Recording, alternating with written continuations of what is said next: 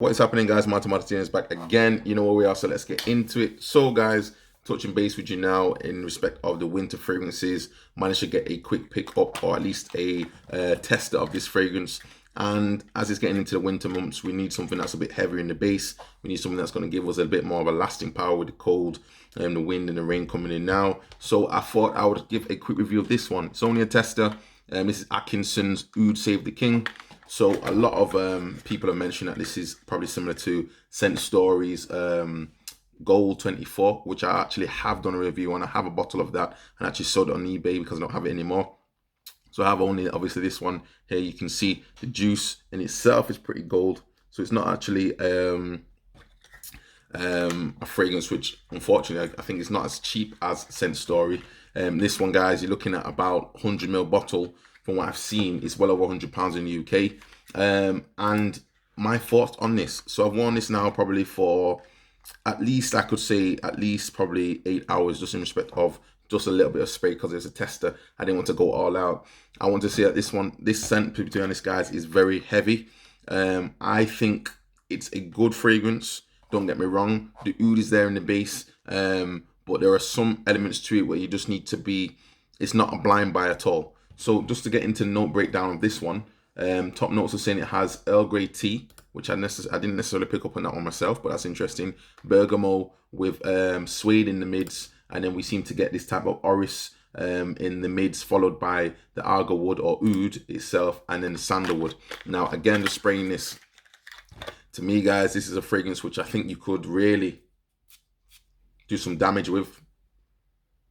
The opening is bright. The opening is, again, that bergamot's coming out. It's slightly fizzy to some extent, but you can smell this oud and this suede in the background as well. And once that kicks in, guys, in my opinion, I really enjoy this fragrance. I think it's creamy with the sandalwood in there. I think the base, when it gets into the dry down, you do get these sort of wafts of, I don't know if there's maybe cinnamon there or something else along the lines, but it's slightly more, some oud fragrances there's different types of oud, and some oud fragrances are slightly aggressive, some are slightly more reserved oud where it's slightly in the background.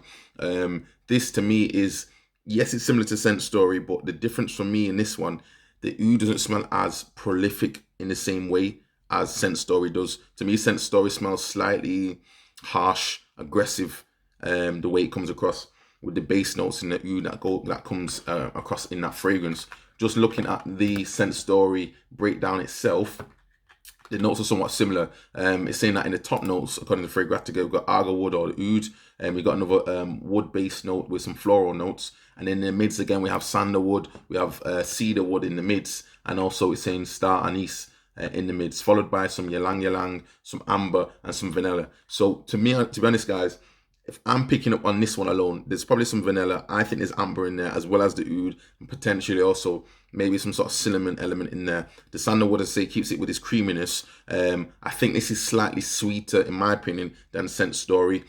Scent Story to me just didn't, me personally, it just didn't really match up for what I liked or my skin chemistry. It did smell slightly more chemical, which doesn't really, it's not something I'm a fan of. And again, I had a bottle, I got it relatively cheap, probably on about £20 in the UK, and I was able to sell that for a lot more on eBay. So it's a well sought after fragrance. If you are slightly in the market for something cheaper than this one by Atkinsons, then by all means you need to go and check out Scent Stories 24 Gold if it's still available.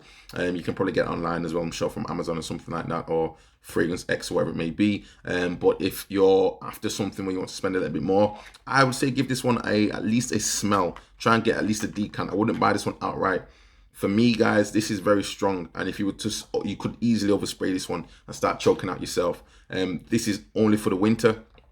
Definitely not one to wear in the summer, because this oud, I mean, I say it's a sweet fragrance, but the base with the suede and the actual oud is a heavy type of base, and it's not one which I think you would actually get away with if you oversprayed. If you oversprayed it, that'll be it. I mean, this is the level of the duration of this fragrance in itself. I was able to spray this one, have a shower, and could still smell it on my skin afterwards. So you're talking easy, maybe, what, 6 to 7 hours quite easily. Not a problem with this one at all, guys, in respect of longevity. Costing point, I think it's a little bit expensive for what it is. It's not everyone's cup of tea oud, so you need to be careful with oud fragrances. Some ouds, as I say, can be slightly lighter, but you still get that type of that sort of Middle Eastern sort of spice coming out. But at the same time, if some ouds can be, say, borderline aggressive, and for me, this isn't aggressive. This one, it smells sweeter, is what I would say. But I'd just be cautious of it, guys. If you're going to blind buy, it's definitely not a blind buy. Make sure you get your nose on it if you are going to test it out and give it an opportunity to settle on your skin and see how it reacts with your skin.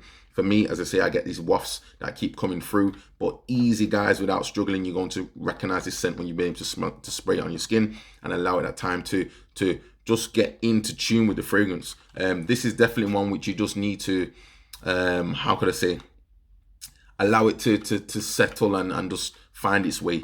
Yeah, that's all I can say on this one. Nothing particularly spectacular. I want to do a re-review also of Dolce & Gabbana, I can't remember the name of it now, it's gone off the top of my head, but there's a midnight one which I've done a review of before. I think it's called Midnight. Well, you guys let me know in the comments what it's called. I'll probably check anyway before the next video. I've done a review on that one previously, but I will do a review again because I say slightly more into the winter fragrances now, so it's going to be definitely slightly more heavy with the base notes and potentially probably oud, if not some sort of wood-based type of fragrance. We will see. But all in all, guys, Atkinsons, Oud Save the King. What would I give this out of 5? If you're into oud fragrances, I'd give this one easily a 4 out of 5 in my opinion. Longevity is there. There's no problem with longevity. Compliments, I couldn't really comment because, again, I've not worn this in a scenario that I would have really wanted to get too up close and personal. If it's too hot, guys, this one will be pumping off too much, and I think it could be, as I say, overpowering. So you have to be cautious on the trigger with this one. Can't really talk about compliments. Longevity, as I say, is there. Projection's definitely there. There's no qualms about this one. Once you start moving and your skin starts to heat up, this one is coming off all day long. So definitely it's good in those points.